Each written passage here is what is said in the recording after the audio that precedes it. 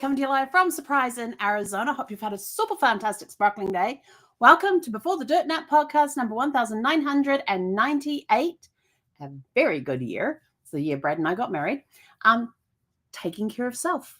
Today was one of those days where it was just sort of like, I need to take care of myself. Back on, was it Wednesday? Yeah, Wednesday, I took a spill. I actually had a fall here in the house. I tripped over one of the cushions on the floor. I've got floor cushions down on the floor, and Zeffie likes to lay on them. I've got them set up in an L shape with her mat in between so that I can lay on the floor behind her. And so what we did when she was having her seizures is I would lay on the cushions behind her, and she would lay on the mat in front of me. And I was able just to calm her down and keep her nice and calm and help her through her struggles that she was having at the time. And we would lay there for 90 minutes to 2 hours.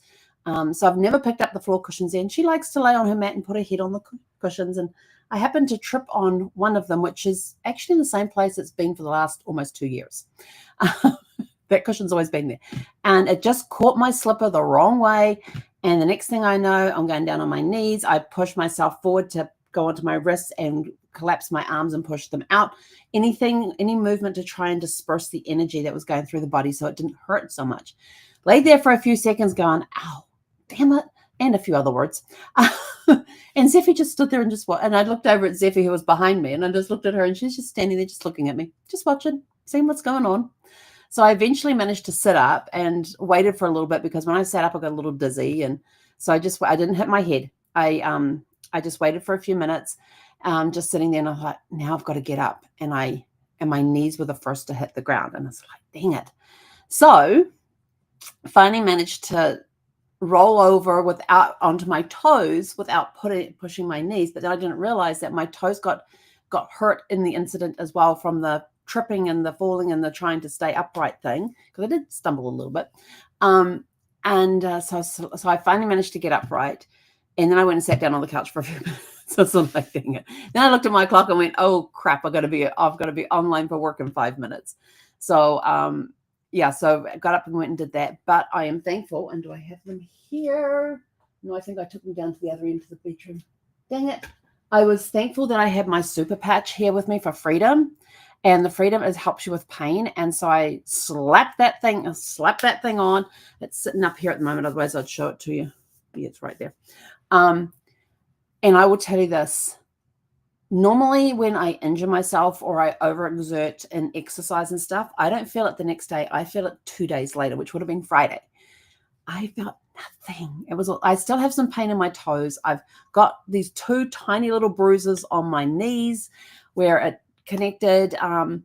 But I put it all to the fact that the way I fell and tried to disperse the energy with different movements of the body and stuff, I ended up twisting my back. I could feel that. And it did make it a little difficult to breathe at the time, but that once I put the patch on, the stiffness in the upper chest and the upper back went away. And so I've been putting this patch on for the last 3 days, and I have to tell you, I am feeling fantastic. But today my body just said, enough. You've been running around the last 3 days because you didn't feel the pain from the fall, but we need you to relax for a little bit, because we still got some repair work to do in here. So I was like, okay, we can do that. Even though I had a ton of stuff to do, I've still got all the sorting that I'm working on, getting stuff sold and everything else. And, but my body was just sort of like, no. I was like, okay. So I woke up this morning around 5 o'clock, which is when I usually wake up. And laid in bed and read for a little bit. And my body was just like, this is so comfortable. We're just going to stay here for a little bit. It's dark outside. We don't need to get up yet. We'll get up when the sun comes up, which around this time is around 7:30 in the morning. And I was like, no, I need to get up and have a shower in my body. And every time I thought about getting up, my body just felt heavy. It went heavy on me. So I basically couldn't move. And I was just like, okay, I'm slowly getting the message on this one. Body's feeling heavy. It doesn't want to move. Okay, we can relax for a little bit and read for a little bit. That's perfectly fine. And I was like, but I need to take a shower. I want to take a shower. I want to take a nice hot shower. And when I thought about that, my body just went, just relaxed further into the mattress. And I was like, dang it. And I looked over at Zeffie and said, how are you doing? And she's sound asleep. She's just curled up asleep. She got no idea what's going on inside here. And so I said to my buddy, I says, look, Zeffie has to go outside. This is getting ridiculous. I've got to give her morning medication, get her to eat breakfast, give her morning meds, and then we have to go for a walk. And so my buddy was sort of like, okay, but we're not doing a shower right now. And I was sort of like, yeah, no, that would be unfair to make Zeffie wait another half hour to get all that done. So we threw some clothes on, went out, got Zeffie her food, gave her meds, went on out, had a beautiful walk this morning. It was very crisp and clear. It was like 4 degrees Celsius and about 36. No, hang on, that's not right. 3 degrees Celsius and about 36 degrees Fahrenheit or something. It was nice and crisp and clear. It was beautiful. And so I thought, well, I'll have a shower when I get home. And we got home and, we need to have breakfast. So we sat down and had breakfast. And then my buddy was just like, can we just go over to the couch for a little bit, take our orange juice and just go sit at the couch for a little bit? And so like, okay.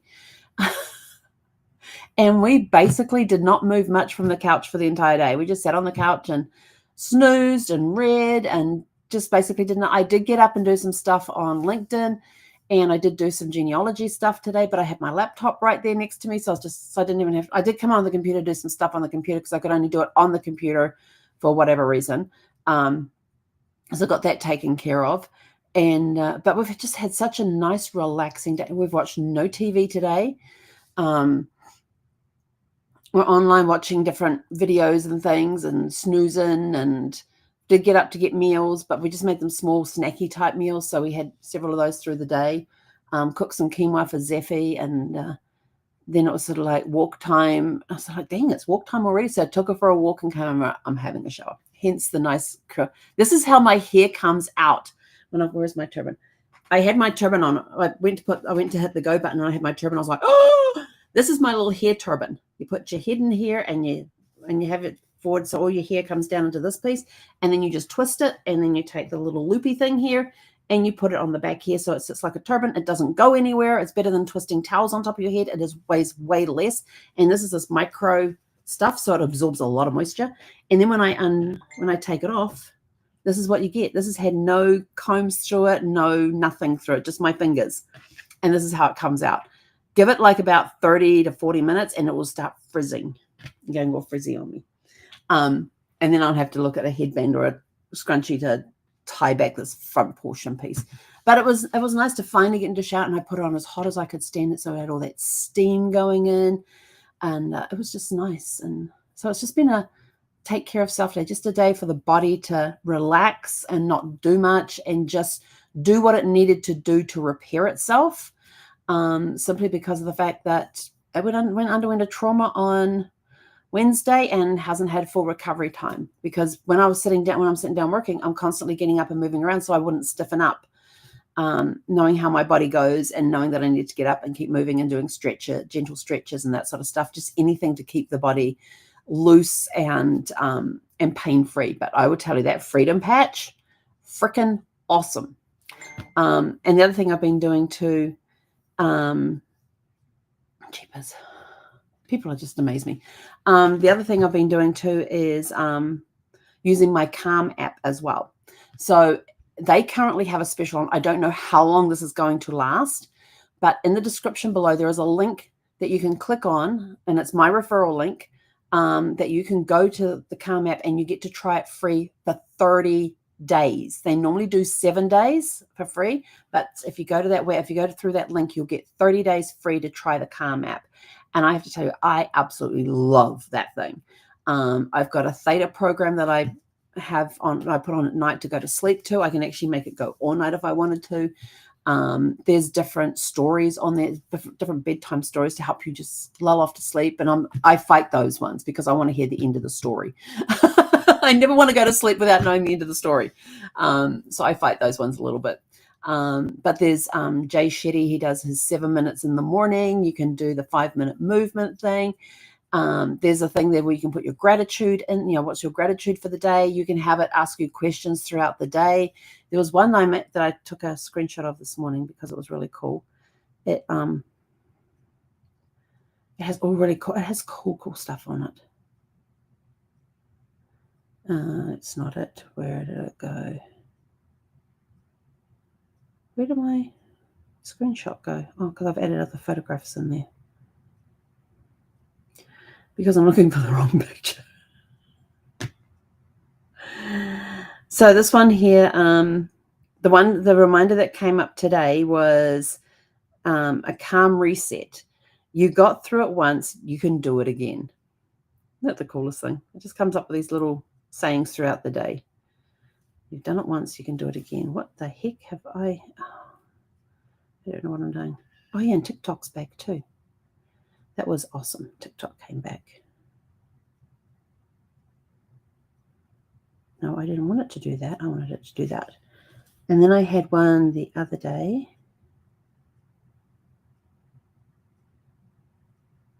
Where is it? Oh, it was a really cool one. The other day I had a really cool one. I swear this thing is tuned into what I need to hear at that particular point in time, because I put up one the other day and I was sort of like, you've got to be kidding me, because I really needed to hear that. Actually, if I go to my friend's page, because I sent it to her.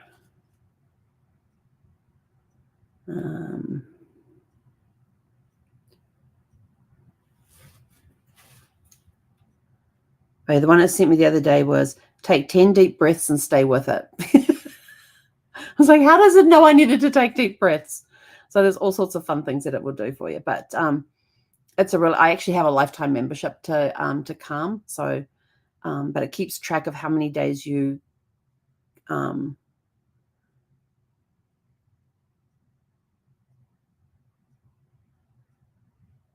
yeah.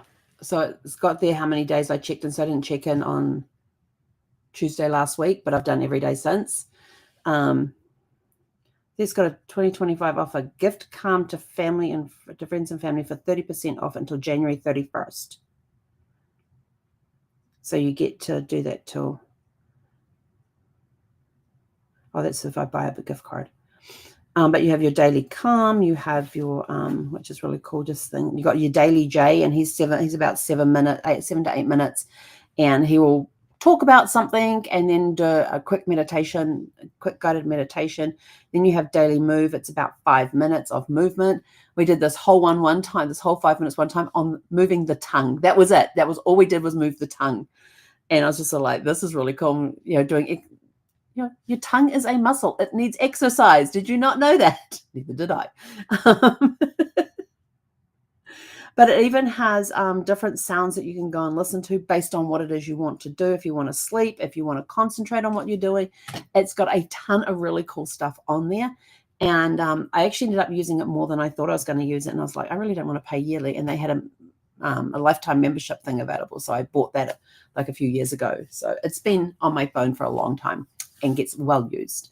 But yeah, I was just take care of self day to day. So meditations and readings and just resting, allowing the body to heal, to do what it needed to do to heal. Every time I wanted to get up and go do something, because my brain was going, oh, we need to go do this, my body would just suddenly get very heavy and I couldn't move it. And I was like, okay, I get the message. I have to stay here. So what can I do? But I did not turn I did not turn TV on, did not watch any movies. So that was a good thing. I just basically read and pulled out the laptop every now and again and did a bit more genealogy and stuff. I've got these photographs that are in Forever, and Forever is a permanent cloud storage. You actually buy space in the cloud. You're not renting it. It is yours. It is secured. They guarantee it for your lifetime plus 100 years. And it's really, and you permanently buy gigabytes of the stuff to put your photographs in. And so I've synced my phone up to it today because I hadn't done it for a while. And I've got these photographs in there that I had used the scan program, a scan app on my phone to scan when we found them back in February of 2020. And so we scanned all these photographs that were in these 2 albums that my mother-in-law had, that we discovered at my mother-in-law's place. And I've never really done anything with them. So today I sat down and started going through, and I'd done, even though they were like 3 to a page, I had done individual photos of the people on the page. And my mother-in-law had been through and had written the names of people below the pictures. And there's one that she knows kind of who it is. It's one of 2 girls in the same family. They're sisters, born 4 years apart, but she didn't know which one it was. So she put both of their names down there. And I'm like, I looked at one of them and I thought, well, that's the middle name of one of them, and that's the first name of the other one. So I don't know which one it is. But those that I did know, I was able to put some information, because with each photograph you can put information. Remember, basic things to put on a photograph: who's in the photograph, where it was taken, and when it was taken. That information, I could tell you who was in the photograph based by who was written underneath, but I could not tell you when or where it was taken. So those two pieces are missing, unless in that binder she has the information written.